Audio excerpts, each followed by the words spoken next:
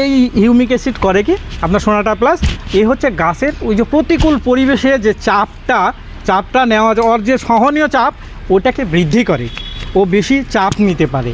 এজন্য ওই প্রতিকূল পরিবেশে পত্ররন্ধ্রটা বন্ধ হয় না, আর বন্ধ না হলে তো গাছের স্বাভাবিক বৃদ্ধি চলতে থাকবে। আর আরেকটা কাজ করে সেটা হচ্ছে এ যেহেতু মাটিতে, আমি প্রথমেই বলেছি এ কিন্তু মাটিকে উর্বর করে, মাটির স্বাস্থ্যটাকে সে রক্ষা করে। এ করে কি মাটিতে যে আমাদের উপকারী অণুজীবগুলো থাকে, উপকারী অণুজীব থাকে না মাটিতে উপকারী অণুজীব থাকে, এই অণুজীবগুলোকে সে বৃদ্ধি করে।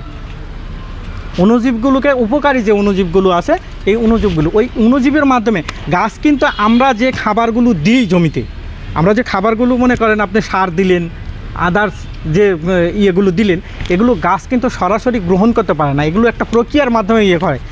এই অণুজীবগুলো এই আপনি যে কেমিক্যাল দিলেন ওইটাকে খাদ্যে পরিণত করে, এই অণুজীবগুলো মানে ওর গ্রহণ উপযোগী করে এক কথায়। আর যখন গ্রহণ উপযোগী করবে তখন সেটা সে নিতে পারবে ঠিক মতো। এই জন্য এ করে কি গাছের যে খাদ্য উপাদানগুলো আছে মানে অণুজীবগুলো আছে, অণুজীবগুলোকে বৃদ্ধি করে। ওই অণুজীবগুলো গাছের জটিল খাদ্য উপাদানগুলোকে সরল রূপে ভেঙে গাছের গ্রহণ উপযোগী করে, এজন্য গাছ দ্রুত খাবার নিতে পারে।